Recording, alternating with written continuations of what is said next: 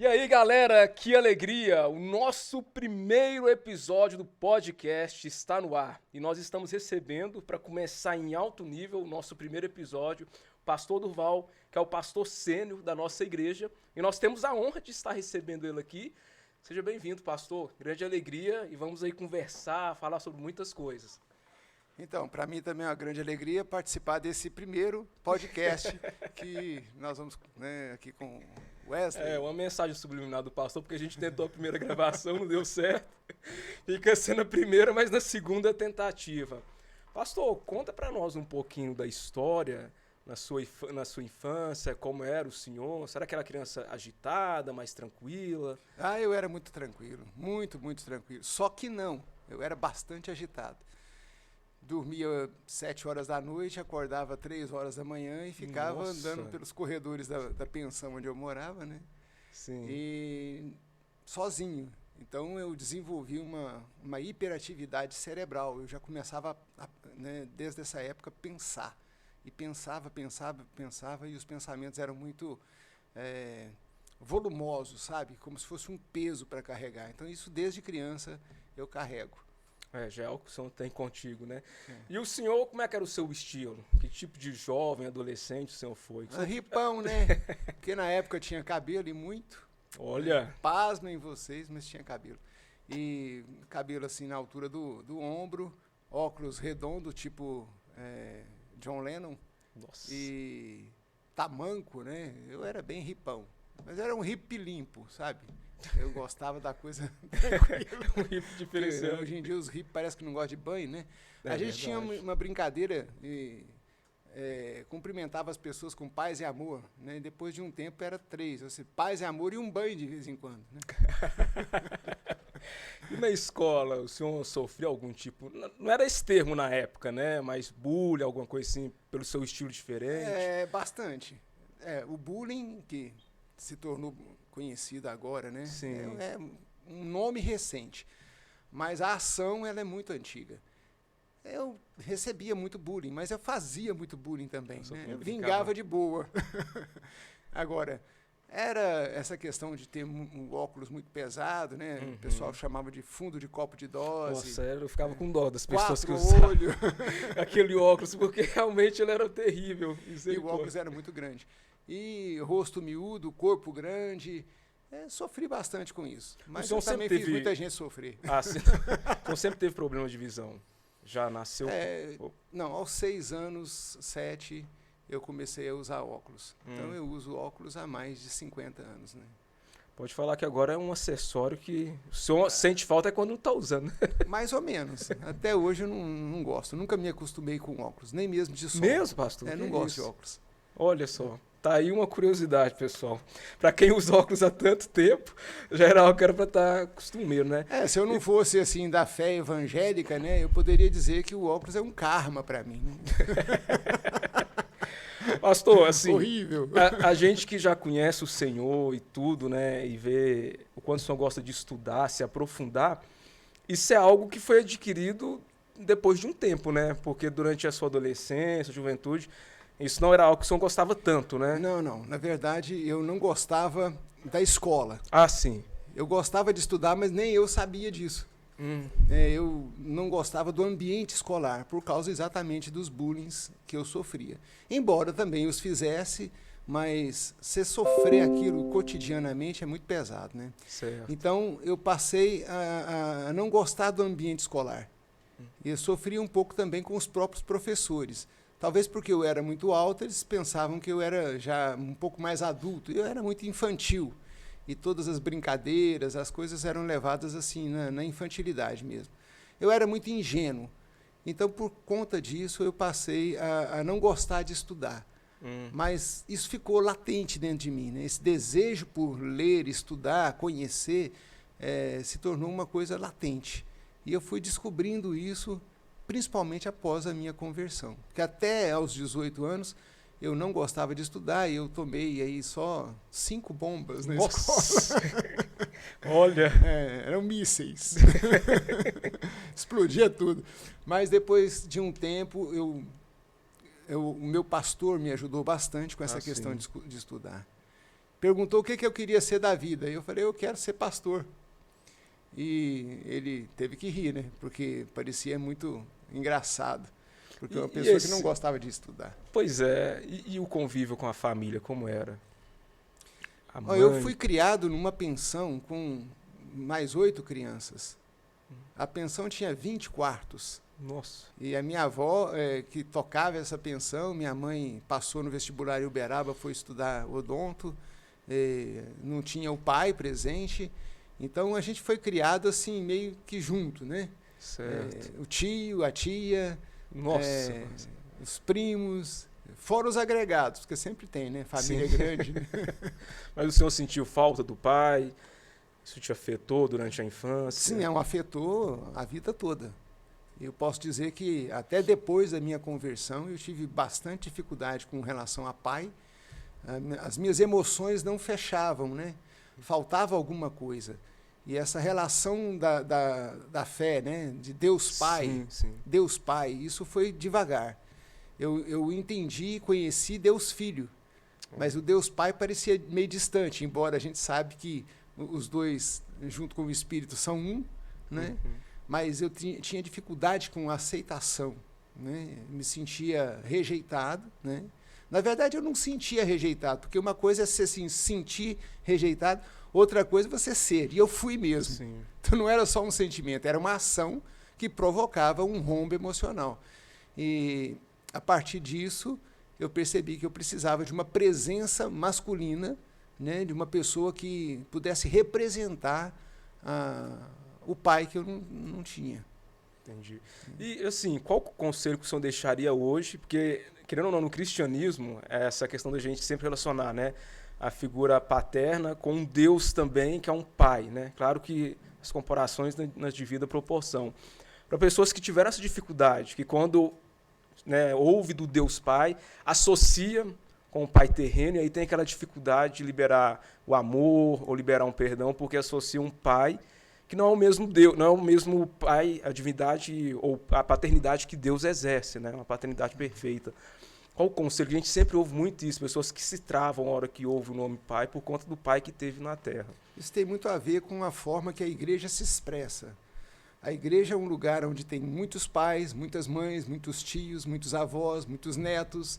Olha. E se a gente entender a igreja como a família que a gente não tem, né, ou pelo menos parte das pessoas não tem, porque muitas pessoas têm famílias organizadas. Sim, mas a maioria das pessoas, elas têm dificuldades porque falta o pai ou a mãe ou alguém mais velho, um modelo.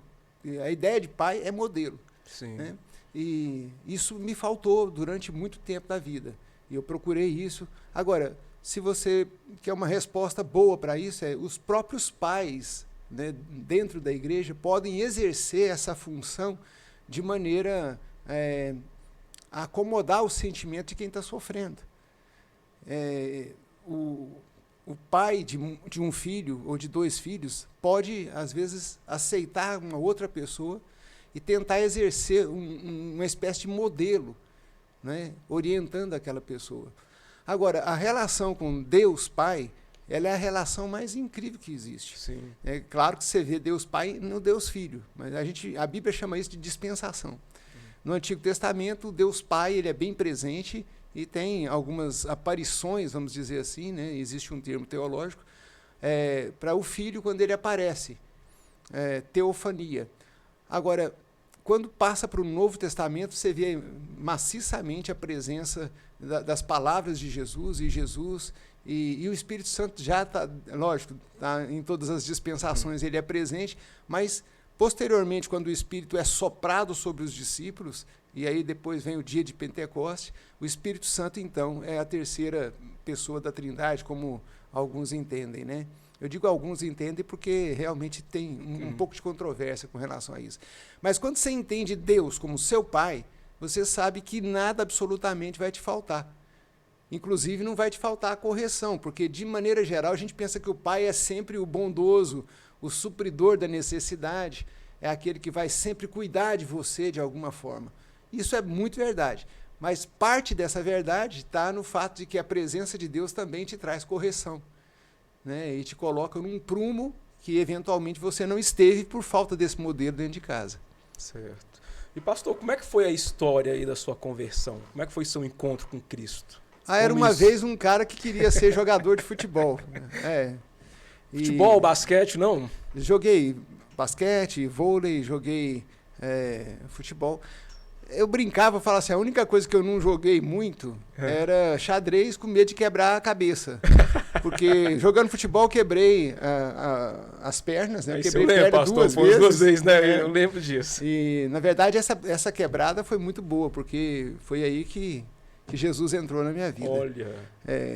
Porque realmente eu desejava ser um jogador.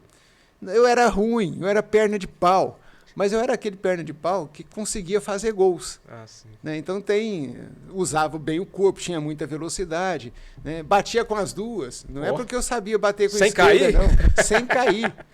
É porque eu só sabia driblar da direita para a esquerda e a esquerda batia em diagonal, ficava difícil para o goleiro pegar. Olha, Os caras falavam, esse cara é muito ruim de bola, como é que ele faz tanto gol? Eu também não sei. Aí eu falei, vai que é um bom.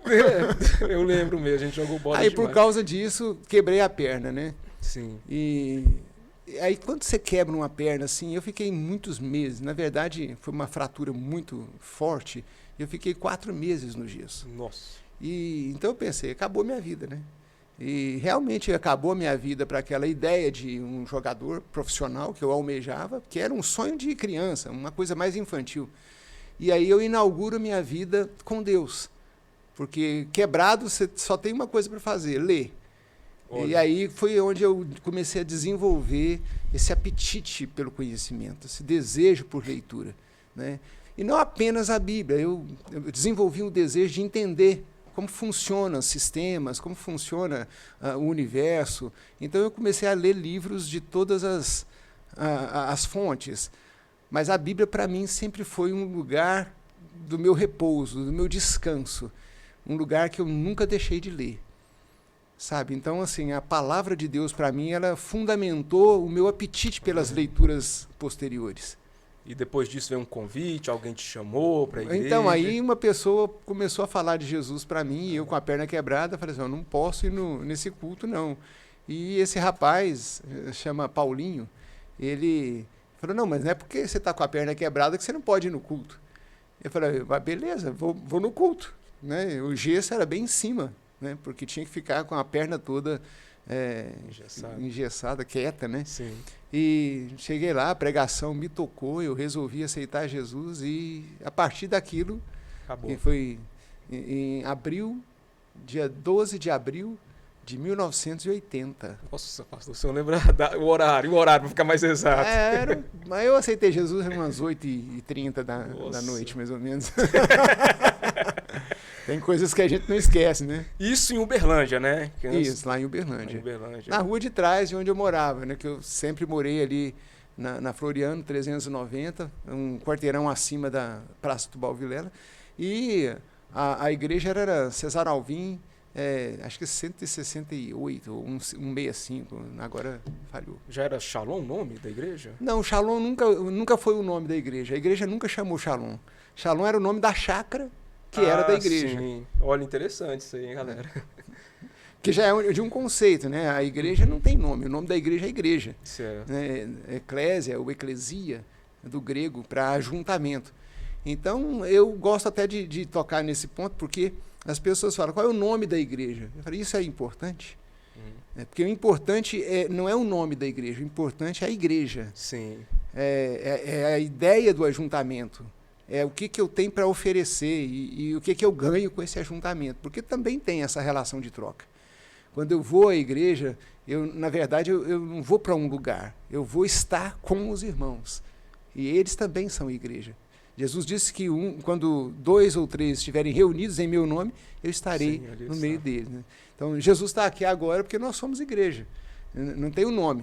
E para dar uma sugestão assim, eu falo assim, como é que chama seu casamento? Verdade. Casamento chama casamento. Não tem casamento Adonai, por exemplo. Verdade. Boa, pastor. Muito boa. E aí o senhor foi envolvendo com a igreja, foi cada vez mais se apaixonando. E quando foi que o senhor sentiu esse desejo, esse chamado pelo ministério pastoral? Então, em princípio, eu não me apaixonei por alguma coisa que eu não visse. Então, eu não tinha uma paixão pelo Espírito Santo, eu não tinha uma paixão pelas palavras de Jesus, porque era tudo novo. O que realmente me chamou a atenção e me fez ficar naquele grupo de pessoas eram as próprias pessoas. Então, eu me converti primeiro à igreja. Por isso que eu acho que a igreja precisa exercer esse papel de paternidade, de maternidade, sabe? De cobrir as necessidades emocionais, eventualmente físicas das pessoas, e essas necessidades, sobretudo, espirituais das pessoas. Porque elas é que me revelam Jesus em princípio, porque depois eu tenho que encontrar o Senhor nas Escrituras. Né? Aí comecemos a ler a Bíblia, e eu te confesso que ainda não era bom de leitura, né? Que eu comecei a desenvolver a partir daí. Então eu li Mateus, pelo menos o primeiro, segundo capítulo, e falei, eu não estou entendendo. Cheguei para uma moça da igreja.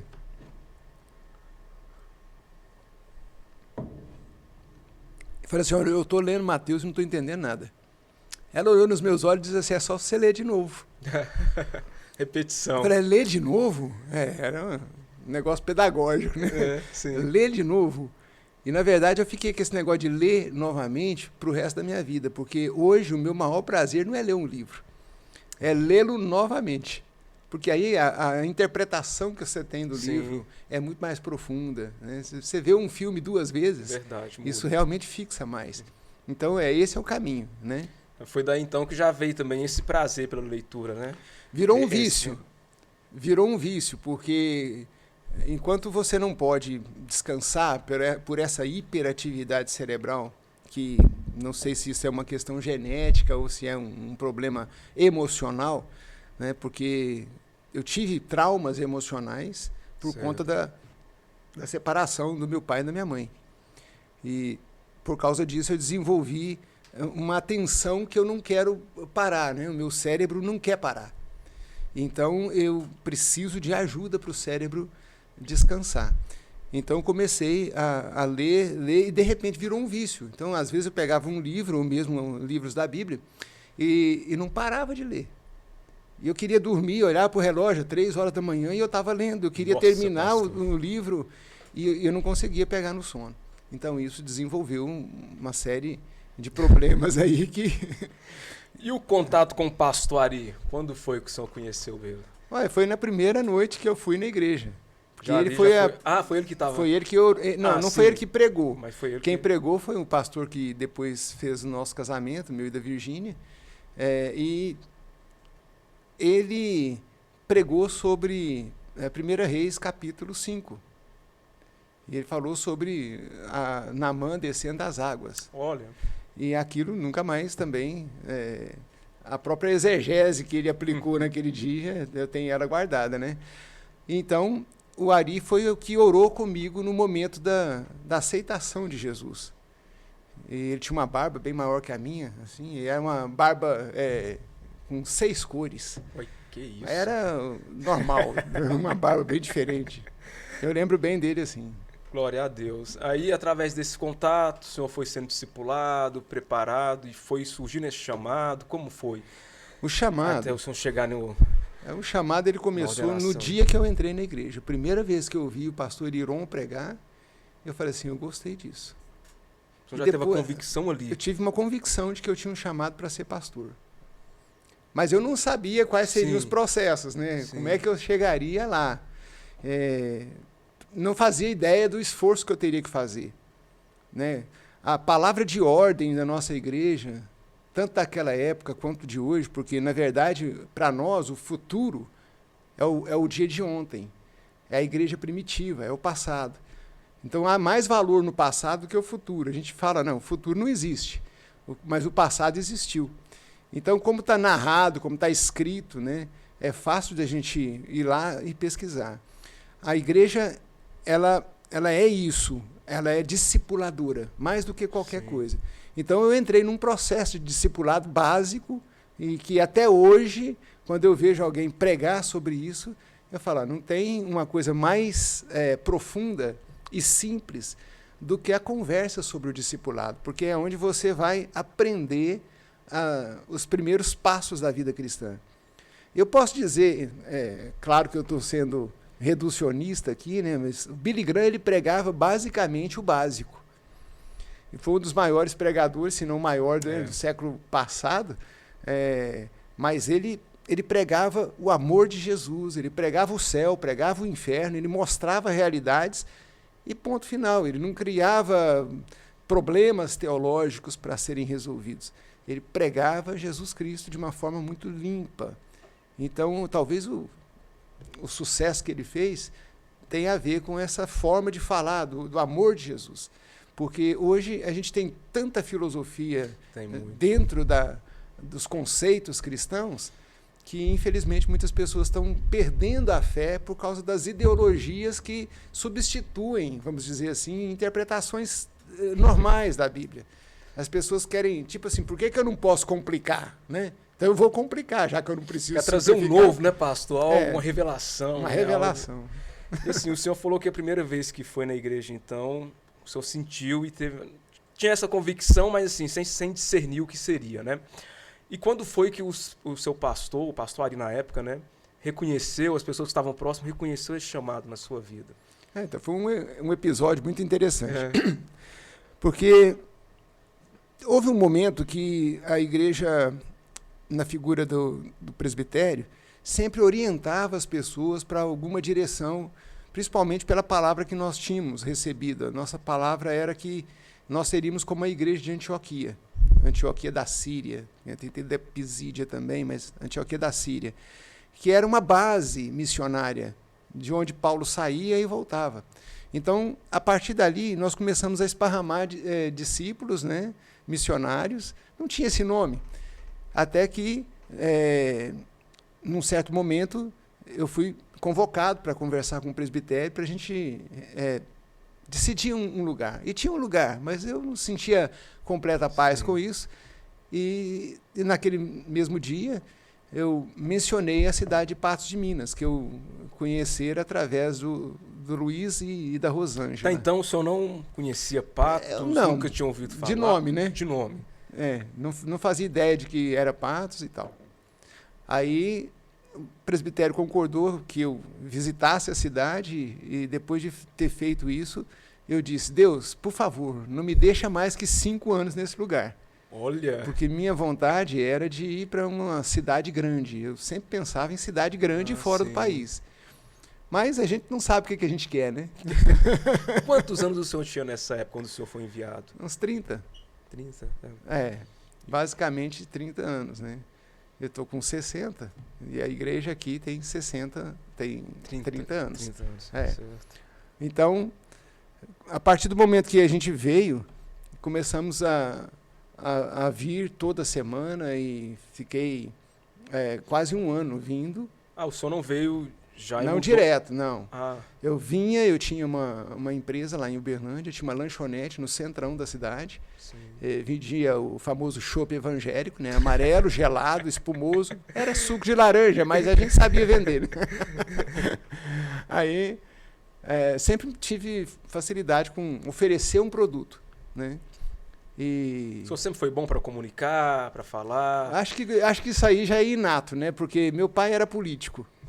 E a minha mãe tinha facilidade de falar do trabalho dela e fomos por esse caminho. Acho que isso aí é uma coisa que veio de berço. Né? Meu pai não podia ver uma gilete no asfalto. Ele subia em cima e começava a discursar. Olha, você vê. Então tá aí, né? Puxou, né? Porque eu fico vendo hoje o Gabriel, a facilidade que ele tem também, né, para comunicar e tudo. Né? Fala até vendedor, demais, né? O Gabriel fala até demais. Mas também, assim, voltando um pouco, antes de a gente vir aqui para Patos, como é que foi? Como é que o senhor conheceu a sua esposa? Como é que foi esse encontro? Dona Virgínia? Vamos falar então, da nós Virgínia. tínhamos um encontro em Pires do Rio. E assim, eu olhava para a Virgínia e achava ela um encanto, né? E, na verdade, eu ainda acho ela um encanto. Olha. Ela me encantua. Então, ela achava ela bacana e um dia eu era muito cara de pau, né? Um dia eu cheguei perguntando se ela não queria orar comigo porque eu estava gostando dela. Ela, direto. não, muito obrigado. Mas vocês tô bem. conversavam, já tinha amizade? Alguma Não, coisa? amizade, porque é uma irmã da igreja, normal, né? Sim. E eu tinha 20 anos, casei com 22. Né? Converti com 18 e casei com 22 anos. Então, conheci Virgínia e ela era uma moça daquelas pérolas da igreja, né? Aquela pessoa que todo mundo orava para ela casar com a pessoa certa, né? Olha, nossa, a pressão santa, hein, pastor? Não sei se Deus errou ou acertou demais, né?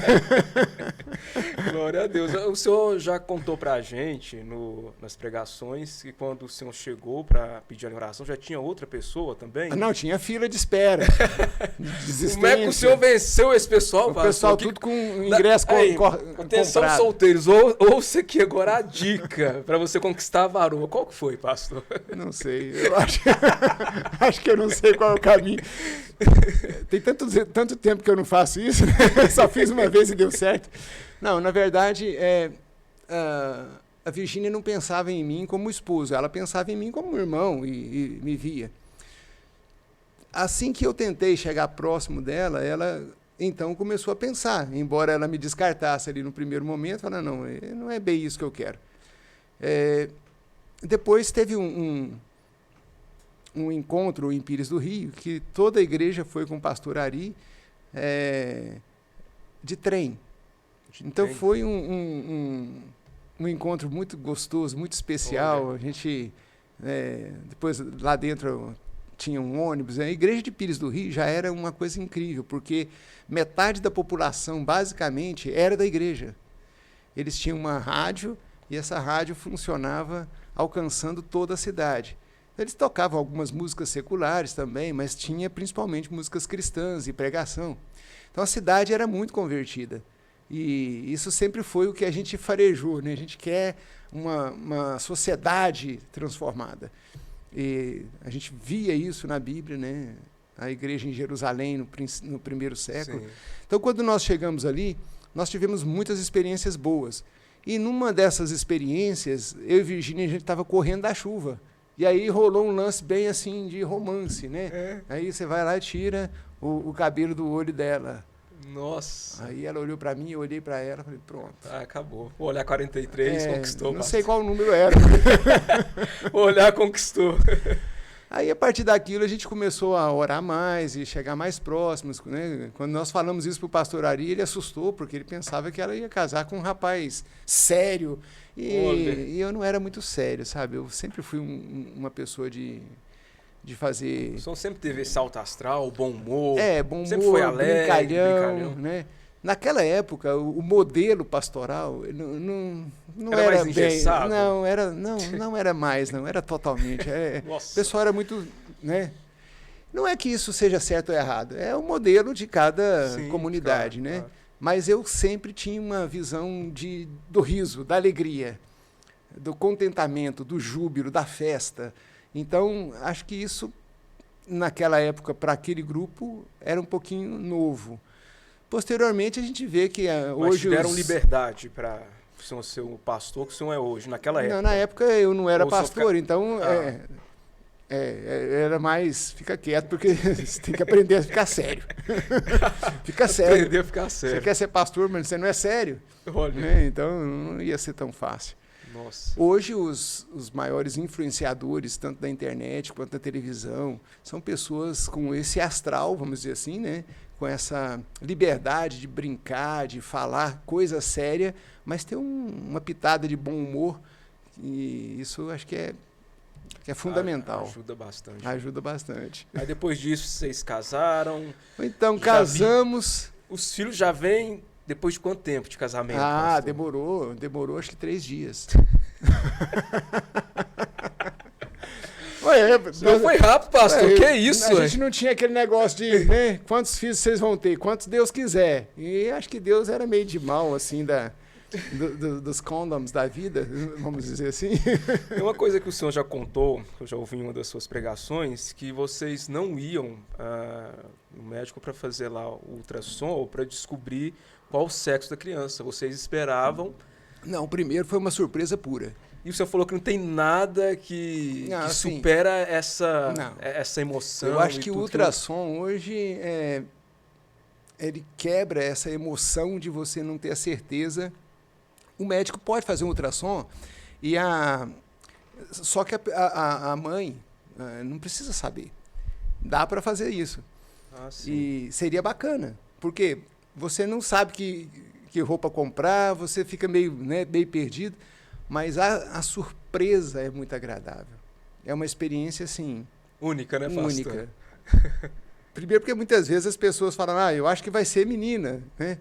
E a gente não tinha uma certeza. Mas foi assim com os 4? Ou foi só com o primeiro? Não, foi só com o primeiro. Só com o primeiro. E como é que ficou o coração nesse tempo, durante essa espera? Eu tomei um susto violento, porque alguns já tinham colocado na cabeça que seria uma menina. Né? E de repente aparece o menino lá e aquilo foi interessante.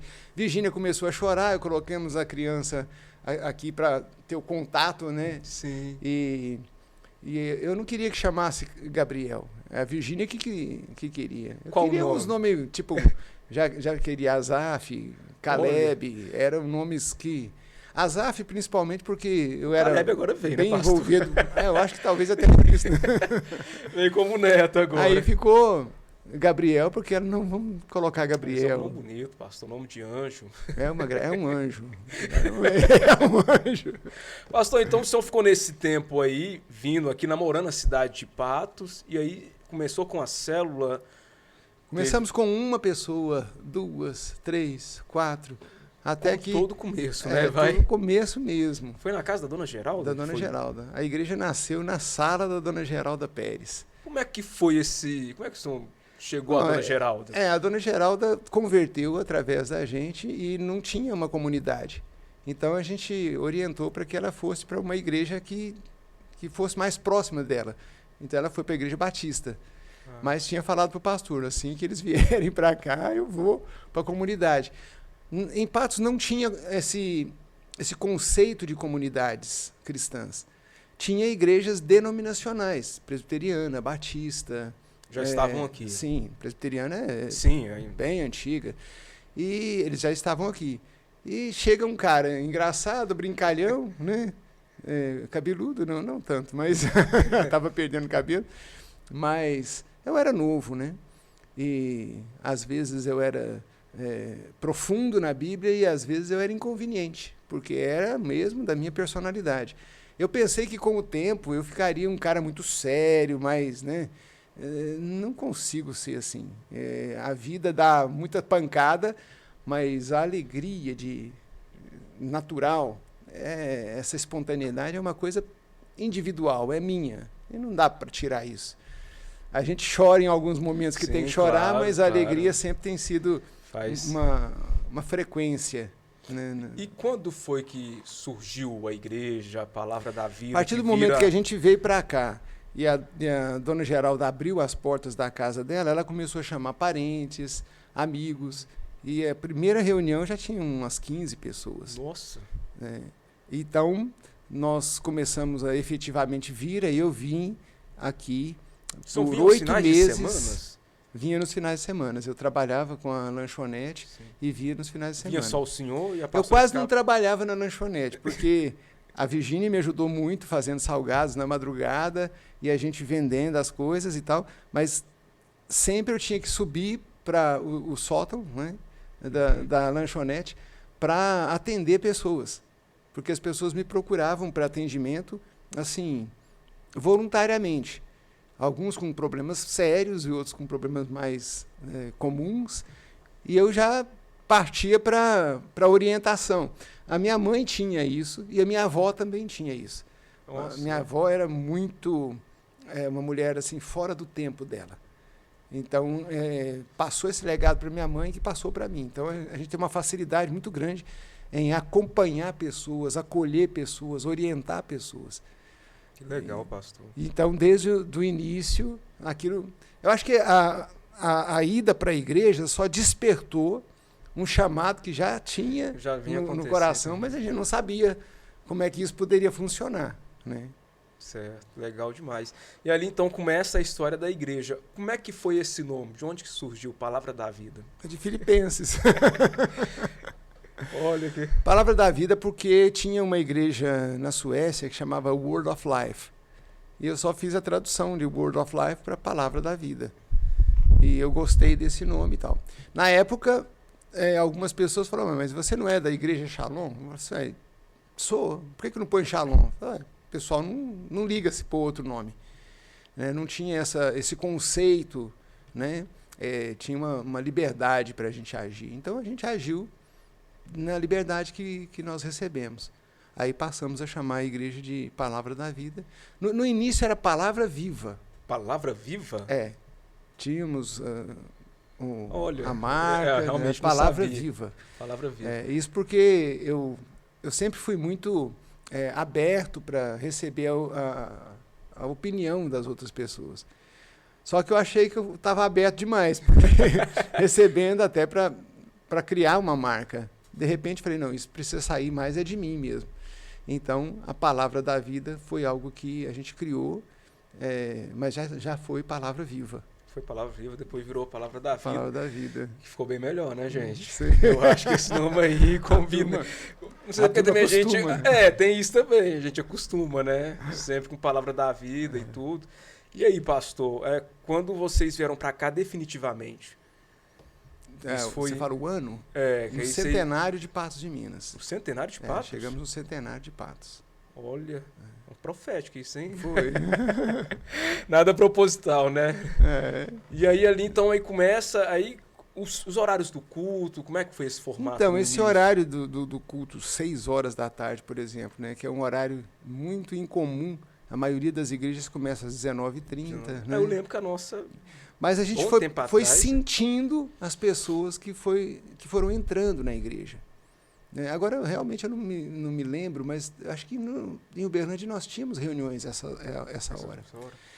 E por motivos diferentes. No caso, aqui, a gente foi sentindo que as pessoas queriam ir para casa mais cedo, né, no domingo, porque você dorme um pouquinho mais cedo, e aí você acorda mais disposto para segunda-feira, né? Porque tem muita gente que tem doença de segunda-feira. Né? Já acorda meio mal. Desanimado, né? Mas pegou. A turma gostou desse horário. Até quando tinha horário de verão, a gente não mexia no horário. Um pouco mais quente, mas não mexia. Porque se mexesse no horário, atrapalharia. Então, continuamos com as 6 horas da tarde. A igreja foi tomando corpo aos poucos. Aos poucos foram juntando pessoas, o pastor Wilson, o Cláudio, como é que as foi esposas, a família foi chegando. Com eles? Foi pregações e convites. Eles vieram? Vieram. Né? E a partir daquele momento você começa já a fazer o discipulado. Claro, na época veio junto comigo um casal que era de Uberlândia, foi para Goiânia e voltou, que era o Rogério e a Ana Maria. Eles vieram junto com o senhor? Eles vieram junto comigo. Aí foi trabalhar. Já tinha um casal que a gente tinha enviado para cá, que era o Robson e a Ângela, né? E eles ficaram por um tempo aqui, mas logo que a gente chegou, assumimos a igreja, né? E eu vim 8 meses, mais ou menos, há um ano, eu vinha, voltava para Uberlândia, e aí começou a ficar bem cansativo. Imagina. Até que nós resolvemos, então, vir para cá. Aí o senhor vendeu tudo que tinha lá? A gente foi vendendo aos poucos. Foi vendendo aos poucos. E partimos. A hora que a gente chegou aqui, os irmãos que estavam aqui, eu vim com a disponibilidade de trabalhar. Ia procurar um emprego, trabalhar normal. Mas eles resolveram que eu não deveria trabalhar. E aí começaram, então, a nos ajudar no sustento. Só que eles não davam dízimos. Os dízimos na igreja era frango, ovo, leite, chocolate. Era alimento. Então, era uma vida diferente. Assim, eu me achava dentro do primeiro século. Né? Porque não era uma questão financeira. Aliás, nunca foi. Né? Era uma questão de você dar o amor de Deus, entregar a palavra de Deus e ter tempo para estudar, né? Que eles me favoreceram muito nesse sentido. Não, você vai estudar a palavra. Então a gente estudou porque os irmãos cobriam a parte de necessidade. Sim, E aí começamos logo a fazer cestas básicas na igreja e atender a demanda das pessoas esse com mais trabalho necessidade. social sempre acompanhou a igreja, né, Sempre. pastor? Eu A entendo igreja... assim, pregar o evangelho sem alimentar as pessoas, eu acho que é uma ilusão. Primeiro, não acho que é bíblico. É só olhar para os primeiros capítulos do livro de Atos, você vai ver a importância da distribuição diária. Tanto que tiveram problemas lá, e aí levantaram os diáconos para resolver os problemas. Por quê? Porque era uma distribuição diária. A minha visão, é óbvio que é difícil hoje fazer isso, é ceia todo dia, né, e distribuição de alimentos todo dia. É o que eu enxergo na Bíblia. Sim, né? sim. Mas hoje não é tão simples de você fazer essas coisas. Hoje a igreja tem o SAP, né? O Serviço de Amor ao Próximo. Que desenvolve esse belo trabalho, né? Com ajuda, cesta básica. Multiplique, que entrou também. Sim, junto. O SAP surgiu quando, pastor? Quase quando a gente já chegou aqui, porque eu fui tesoureiro do Serviço para o Bem-Estar Humano. Então, o SAP é uma clonagem do Serviço para o Bem-Estar Humano, que era de Uberlândia. Então, como eu fui tesoureiro, eu conhecia a estrutura, então nós pegamos e trouxemos para fazer. Então pegou o modelo aqui. de lá e aplicou. Pegamos o modelo. Eu não inventei a roda. Não, é legal, porque assim, é uma característica, né, das igrejas, né, da Shalom e tudo, esse trabalho social forte. E também, como o senhor colocou, né, a igreja precisa atuar nessa área também. Uma igreja que prega a palavra e não vive a palavra, não é uma igreja sadia. Não vai produzir frutos sadios. Sim. Pastor, só uma coisa que a gente passou despercebida aqui. Quando que foi a sua ordenação? Quando? Essa é uma pergunta que só o Silvio Ferreira pode explicar. Né? Eu não sou muito bom com essas questões. Primeiro porque a ordenação, para mim, ela foi uma coisa normal. Certo. Ela não foi um evento que eu tenho tantas memórias. Porque, para mim, a ordenação ela é apenas o culto de reconhecimento de que aquela pessoa tem um chamado, mas um chamado que todos já estão percebendo e estão participando dele. Mas foi em Uberlândia e outros irmãos também foram ordenados. Foi um momento emocionante, mas foi um momento normal da igreja. Né? E eu não me tornei pastor a partir da ordenação. Eu já era um pastor e fui reconhecido dessa forma. Eu era um pastor do ponto de vista do ministério geral. Certo. Porque se a gente olhar para os 5 ministérios, né, apóstolo, profeta, evangelista, pastor e mestre, eu estou mais para profeta com mestre. Né? Então, são 2 tipos de trabalho que eu faço, mas eu tenho muita visão de futuro. Não quer dizer que eu adivinho o futuro, que é diferente. Né? Aí, na Deuteronômio, Brasil vai pegar os agoreiros. O Brasil vai ganhar a Copa? Se não perder, ganha. Se não perder, ganha, né? Às vezes o pessoal pensa, eu sou um pastor, eu sou um profeta, eu não sou o povo que ficava lá, né, adivinhando. Pastor, o senhor também gosta de música, né? Você falou dos esportes aí, mas também tem essa parte da arte, né? Violão, teclado. E no início, a gente tem uns vídeos, até o irmão que está aqui fazendo a parte aqui da gravação até mandou alguns vídeos, mas no início, pelas fotos que a gente tem, o senhor conduziu louvor. Violão, na verdade, ali, cantava. Eu comecei mais, foi tocando violão. Nunca fui também um grande violonista. Quando foi que o senhor aprendeu instrumentos, essas coisas? Como Antes foi isso? de entrar para a igreja. Já gostava? Já tocava música no Centro Espírita, que eu fui do Centro Espírita, eu fui da Umbanda. Pois o Centro Espírita, como é que foi isso? Quanto foi esse deslize aí, pastor? Antiga, viu? Essa é do tempo do onça. Né? Foi bem antes desse contato aí. Até a expressão tempo do onça também é muito antiga. Ninguém usa mais. Eu nem estou familiarizado. Nem sabia dessa expressão. Mas como é que na foi verdade, isso? tudo isso começou porque minha família era católica. E como todos bons católicos, de maneira geral, né, não posso até, mas no geral, tem a tendência para o espiritismo. Assim que o meu tio faleceu, a minha avó, muito católica, ela não contentou, né, não conseguiu suportar a dor da perda do filho dela. Então, ela se voltou para o espiritismo. Então, ela foi aprender a prece de Cáritas e foi entrando. Então, todos nós começamos a frequentar o Fé, Esperança e Caridade, lá de Uberlândia, que é um centro famoso lá. Eu fui catequizado, né, vamos dizer assim, na Igreja Católica, depois no Espiritismo. Nossa, pastor. Meu avô era da Umbanda. Meu né, Deus do céu. E ele... Que mistura, hein, pastor? Mas é uma mistura, assim, vamos dizer, ancestral dentro da vida do brasileiro, porque a senzala, de onde vinham o shintoísmo, essas crenças de culto a antepassados, era muito perto das casas grandes, né, onde tinha as capelas católicas. Então, essa mistura, essa miscigenação de fé é uma coisa do Brasil.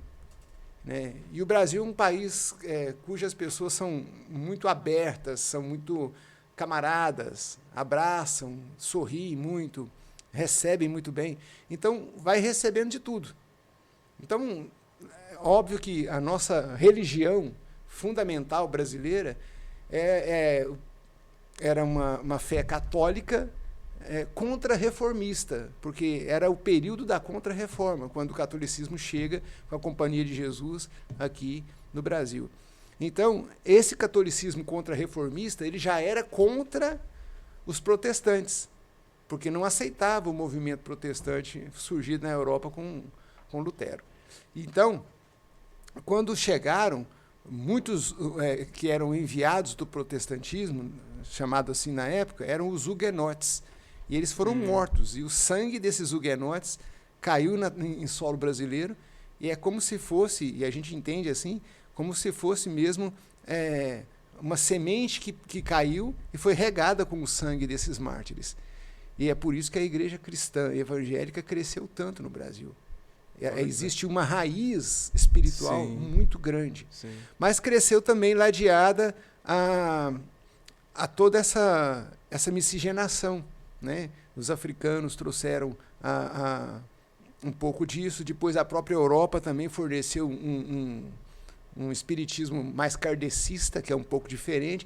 Mas eu era fã da Umbanda, porque eu gostava de usar as miçangas, e a miçanga que eu usava... Você caracterizava? Não, eu tinha algumas miçangas que eu usava, tipo verde e vermelho, porque eu nasci numa terça-feira, então eles entendem que quem nasce na terça-feira tem que usar essas cores, que representa um orixá. Para cada dia... É, uma cor. Nossa. E o orixá que eu servia na época era Ogum.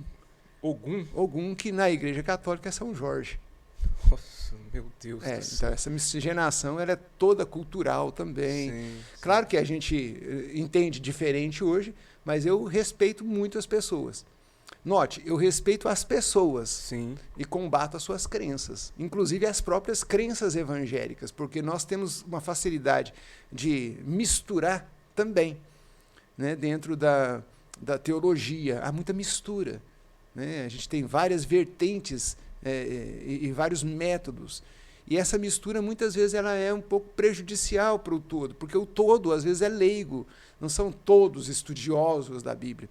São pessoas que leem a Bíblia, mas não é farta a leitura. Né? Às vezes, leituras esporádicas, né? O pessoal fica aberto no livro de Salmo, né? Esperando que aquilo espante algum... Aí já vem da cultura que o Santa fala. Espante advogado. Não, espante algum anjo mau ali. Né?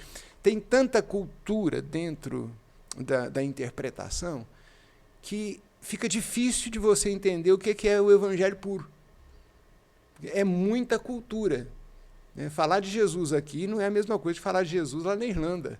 Porque a cultura move muitas pessoas. Você nasce de uma forma, é criado de uma forma, é orientado de uma forma. Aqui nessa casa é assim que a gente faz. Então, é difícil. Então, a partir do momento que meu tio falece, a minha avó, então, vai para o espiritismo. Meu avô já era da Umbanda. E eu segui esse caminho por um tempo. Quanto tempo, pastor? Até que eu quebrei a perna. Ah, olha pra você ver que divisor de água, hein? Divisor de perna.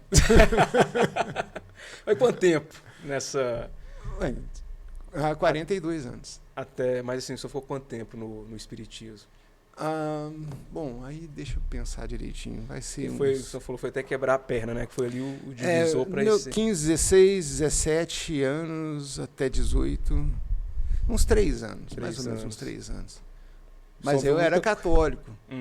Né? Então eu lia livros do Neymar de Barros, que era um pensador católico, muito famoso.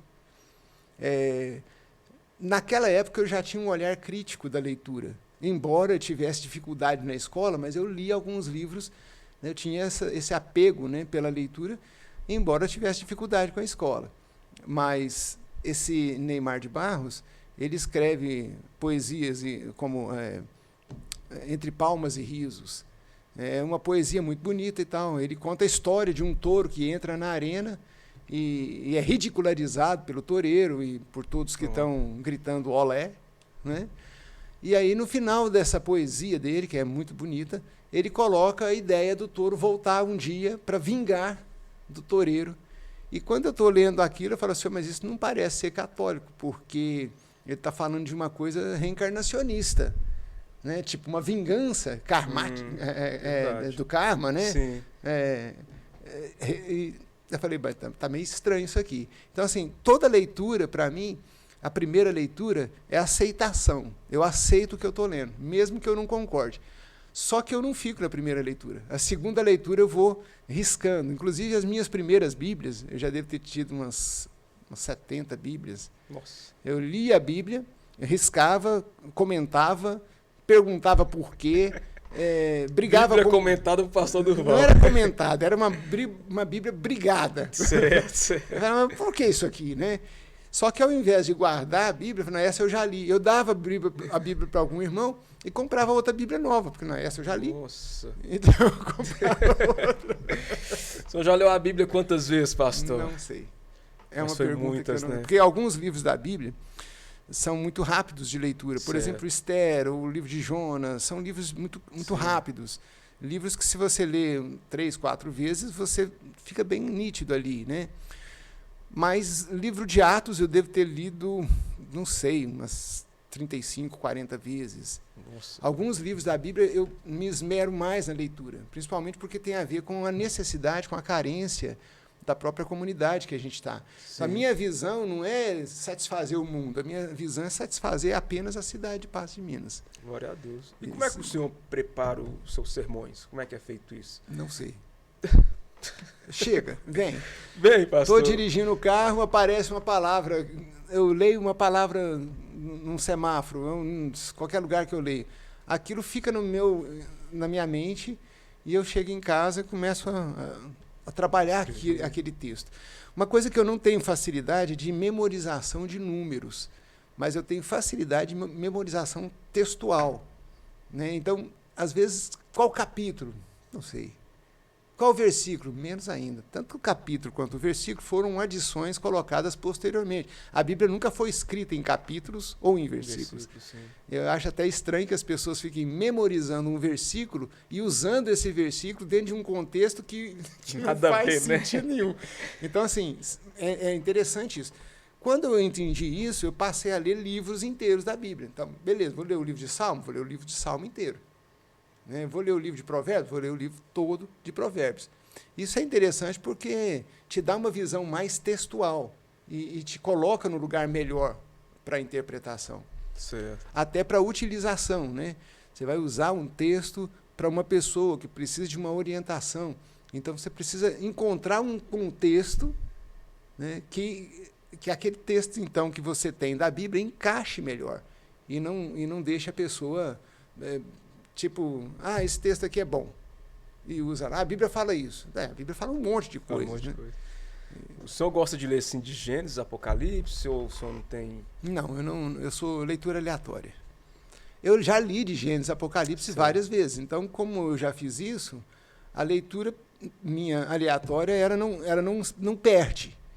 Mesmo porque quando eu faço leituras bíblicas, eu procuro entender o escritor e procuro também entender quando ele escreveu, o contexto da sua fala, da sua pregação. Na igreja, é quase impossível de você citar tudo isso. Porque aí uma mensagem ela vira um estudo, e o estudo ele precisa ter início, meio e fim, então você tem que ter muito mais tempo para falar. Agora, quando você está sozinho com uma pessoa ou com um grupo menor de discípulos, aí é bacana você trazer esse contexto, porque enriquece a mensagem ali e também ensina, porque o grande ponto não é enriquecer a mensagem para dar valor à sua fala. Na verdade, a gente não está ali para uma performance. A gente está ali para a palavra ser ministrada. O importante é a mensagem e não o mensageiro. Com certeza, com certeza. Já tem quanto tempo de pastoreado? Acho que já estamos com... Não são uns 30 anos aqui, a gente foi ordenado, mas chegando perto dos 30 já. Quase 30 anos de ministério, pastor. Quase 30 anos. E as curiosidades, pastor? Porque tem algumas que o senhor já expôs, né? Algumas. E eu sei que tem umas bem interessantes. Eu queria que o senhor compartilhasse aqui para quem ainda não ouviu. Como é que é? Do rugir do leão? O rugir do leão. Teve uma época que o pessoal começava a rugir na igreja, né? Era por causa dos 4 seres viventes, não foi? Tem uma época que ficou... De vez em quando vem umas falas assim, a gente não sabe de onde, às vezes sabe, mas não quer falar, né? Que os irmãos falam, não, Deus me deu uma revelação do rugir do leão. Né? O outro vem com, sei lá, o barulho que a águia faz, que agora me escapa o nome, né? E começa a surgir algumas manifestações assim, que eu não sou de duvidar. Certo. Eu sou de testar aquilo. Deixa eu ver até que ponto isso aqui vai ter valor para a vida cristã, para realmente absorção disso. Então, essa ideia do rugido foi uma onda. E o povo começava na igreja, ao invés de gritar aleluia, ele... Nossa! Eu não lembro disso, pastor. Não lembro disso, grande. Meu Deus do céu. E aí ele pegava e ruge os leãozinhos, né? Tem um texto aqui. Aí é o seguinte, aparece um irmãozinho na minha porta, bate na porta, eu vou atender, tava eu e meu filho menor assim, não é o maior, mas era mais novo. Ele bate na porta e fala, pastor, eu vim aqui trazer um recado de Deus para o senhor. Aí eu já olhei assim, um recado, porque eu entendo que o recado de Deus está na Bíblia. Lendo a Bíblia, eu tenho Deus falando comigo. Sim, sim. Né? Não que eu desprezo profecia, claro, porque a própria Bíblia fala para não fazer isso. Mas o irmãozinho chegou e falou, não, eu quero trazer um recado. Eu falei, amém. Eu posso dar o recado? Pode. O Daniel estava deitado, né? E de repente ele começou a rugir. E o Daniel abriu os olhos assim e falou assim, calma que o leão não vai te pegar. Fica de boa. Eu amancei o leão. Ele rugiu e falou, pastor, tem pecado na igreja. Eu falei, bem, já li isso na Bíblia.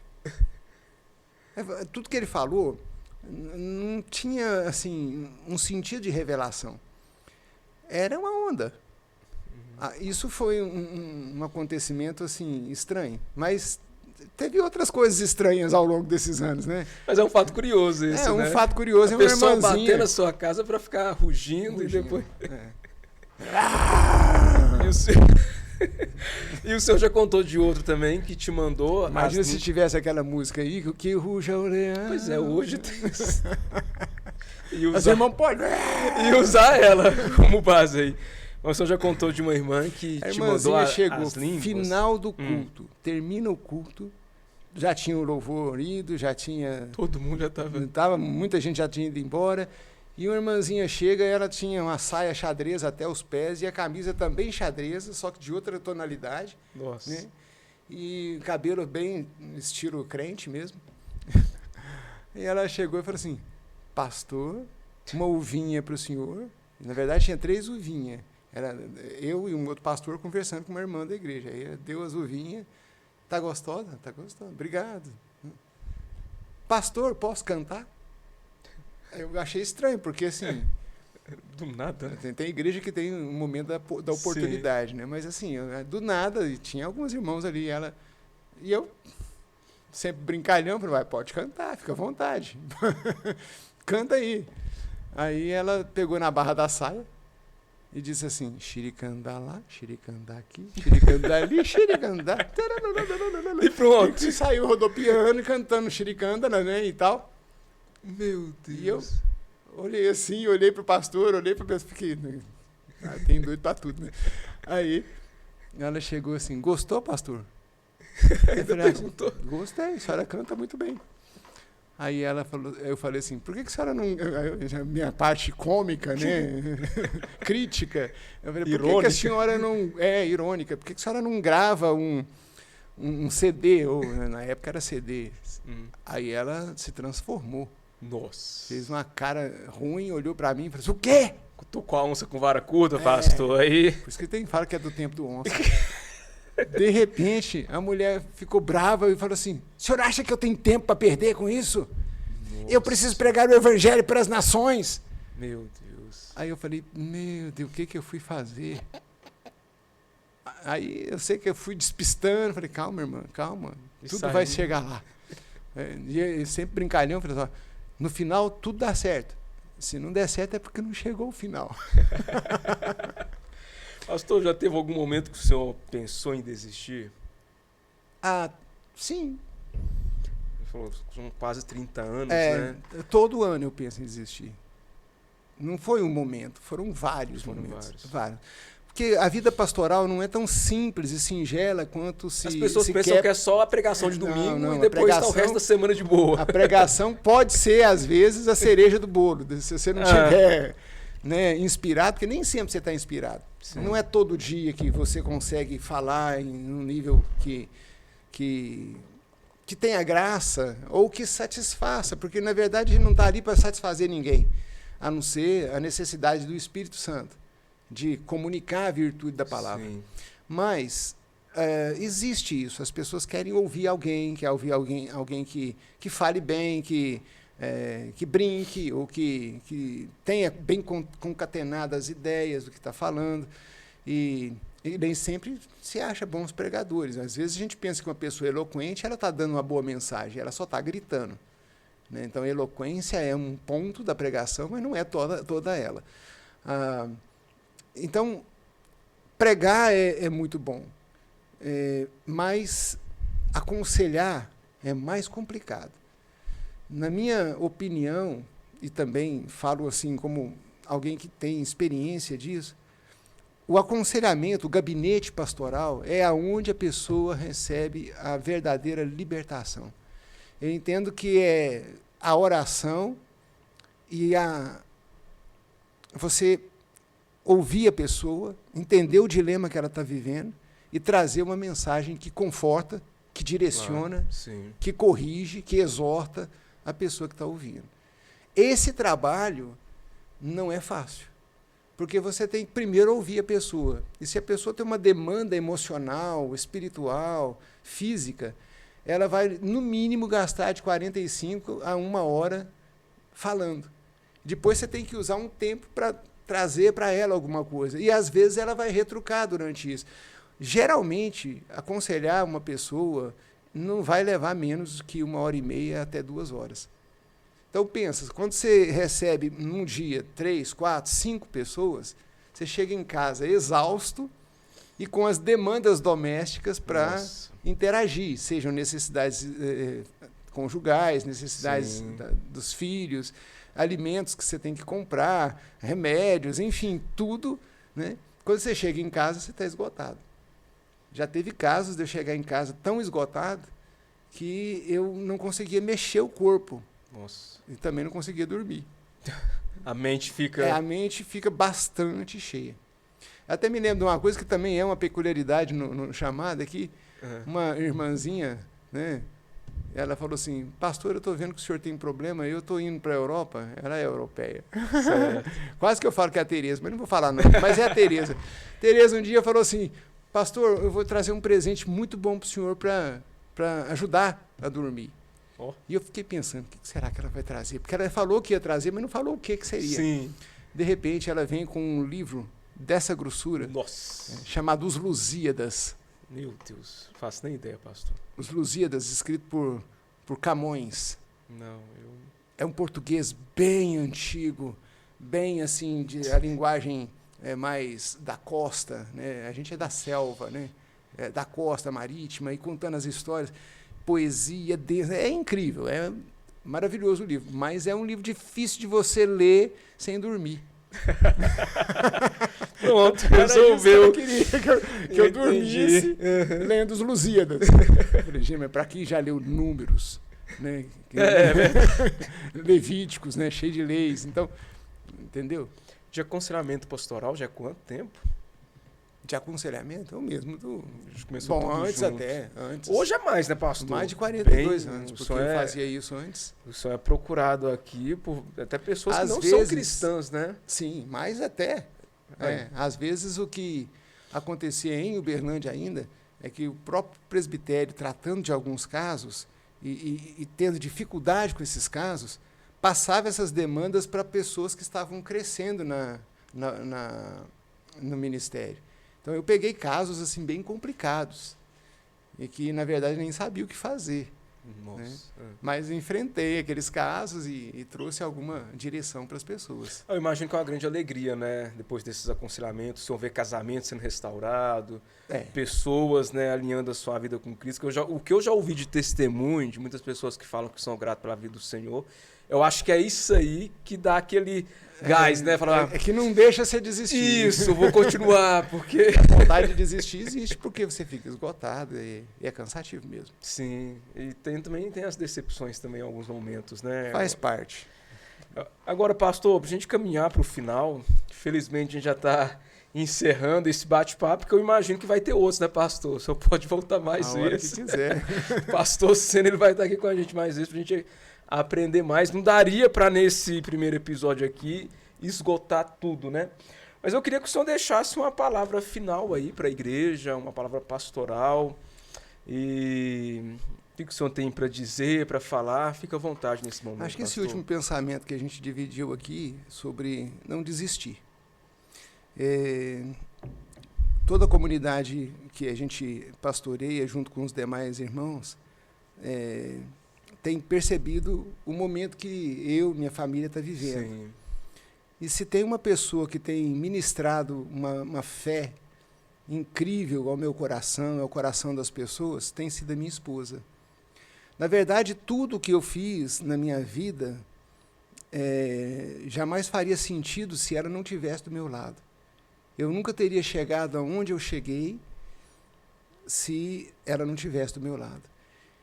Lógico, ninguém faz nada sozinho. É horrível pensar que você conseguiu alguma coisa. Às vezes eu penso que quando você pensa assim, é como se fosse Nabucodonosor chegando e se gabando da glória da Babilônia. Naquele momento se cumpre a palavra de Daniel sobre ele e se torna um animal. Então acho que todo mundo que se gaba de fazer alguma coisa sozinho, ele corre um seríssimo risco de animalizar a própria vida. Então eu nunca fiz nada sozinho, né? E principalmente a pessoa que sempre esteve do meu lado foi minha esposa.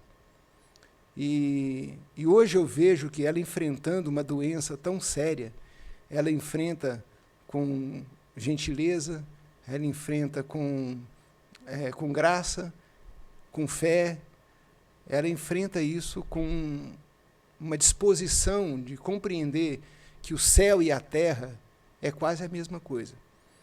Esses dias ela disse assim, olha, eu estava pensando, eu não sei se eu estou vivendo esse mundo ou se eu já estou vivendo outro.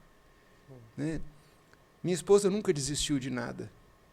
Então, o que eu acho que é importante para você que está me ouvindo, nunca desista. Não desista. Tudo que você vai passar na vida vai ser importante para que você aprenda alguma coisa. Sempre terá uma lição no final. Se você desiste, você está quebrando um processo iniciado em Deus. A vida e a morte está no poder de Deus. Então, Ele decide sobre você. Então, não desiste do seu casamento, não desiste dos seus filhos, não desiste do seu esposo, da sua esposa, não desista do seu ministério, não desista da sua igreja, não desista dos seus amigos, não desista de você. Porque tem gente, Wesley, que suicida toda hora. Eu quero me matar, qualquer coisa, sabe? E não é assim a vida. Você tem que levar a vida, viver a vida como ela é. como ela precisa ser experimentada por você. Então, tem momentos difíceis, claro, mas tem momentos agradáveis também. Então, se alegrar no momento da alegria e chorar no momento da tristeza, né?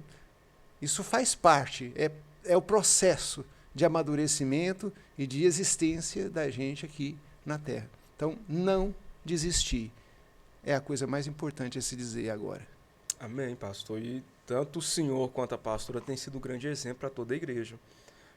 A persistência do Senhor nesse momento em continuar pastoreando, próximo da igreja. Falei isso várias vezes para o senhor, que é um exemplo, e com certeza está sendo um marco para todos, pelo menos para a minha vida em particular, eu posso falar por mim, a sendo algo que eu vou guardar para sempre no meu coração. Porque eu não sei se eu teria essa mesma força e esse mesmo vigor num momento como esse. E o senhor está lá se desdobrando para dar atenção para a esposa e, ao mesmo tempo, cuidar do rebanho, daquilo que Deus te entregou como chamado. Amém. E a pastora Virgínia também, com todo esse amor, com toda essa garra, essa fé, esse ano, durante todo esse tempo que a gente vem acompanhando ela nessa luta, a gente nunca viu ela reclamando, nunca viu ela murmurando, pelo contrário, sempre animando, passando essa fé, né, e essa dependência em Deus, e isso com certeza tem vivificado também a nossa fé, tem nos movido e tem nos olhado para um cristianismo mais profundo em Deus. Pastor, eu te agradeço imensamente, foi uma honra e um prazer. Deus abençoe você e todos. Amém. Pessoal, se você gostou, deixa aí o seu comentário. Aproveita também para se inscrever no canal, ative o sininho para que mais vídeos, para que você fique por dentro de toda a nossa programação. E até a próxima. Fiquem com Deus.